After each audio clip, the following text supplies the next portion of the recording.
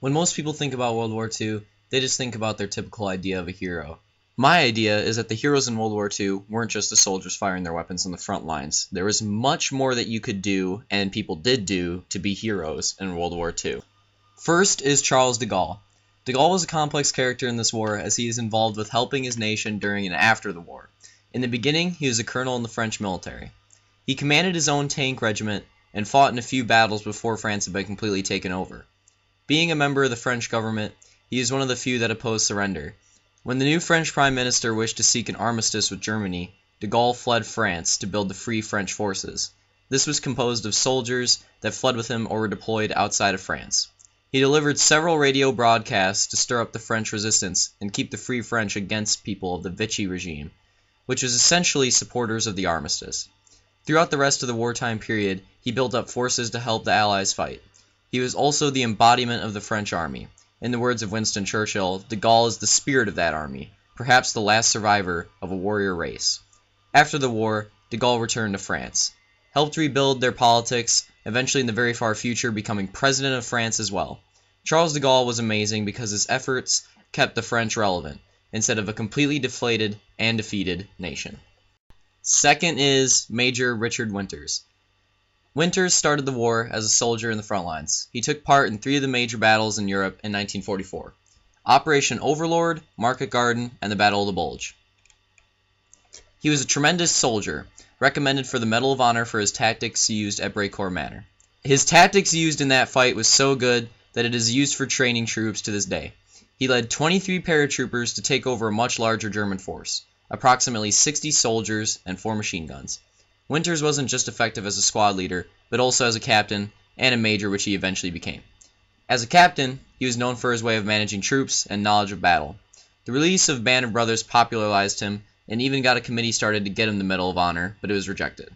What the series showed is how a completely normal person joined the military and was able to make a difference in the war through his bravery, discipline, and leadership.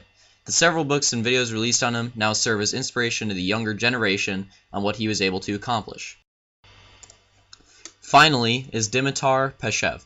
He was a completely different hero than the other two because he had no direct involvement with the war itself. What he did was a completely different heroic act. Dimitar was the deputy speaker of the National Assembly of Bulgaria and Minister of Justice in time before World War II, so he had power in the Bulgarian government.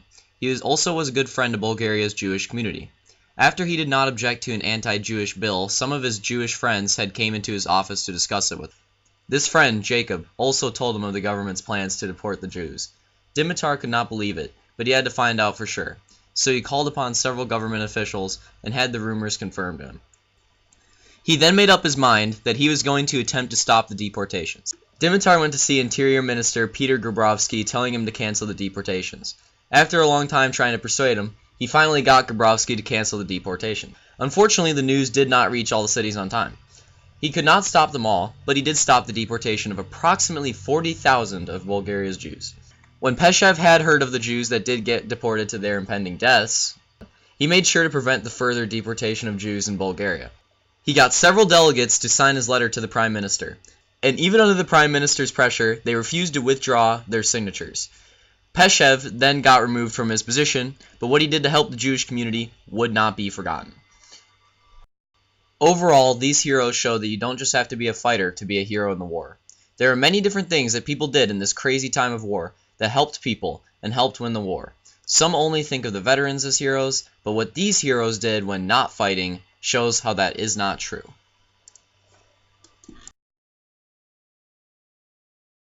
And fought in a few battles before France had been completely taken over. That literally sucked. We're gonna have to do that again. Take 2! Finally is Dimitar Peshev. He was... is that how you even say it, dude? I don't even know. What? That sounds so weird. Like, it looked normal, but saying it out loud, that's just not. To an anti-Jewish bill, some of his Jewish friends had came into his office to discuss it with him. This friend, Jacob Baruch... dude, how do you even say that?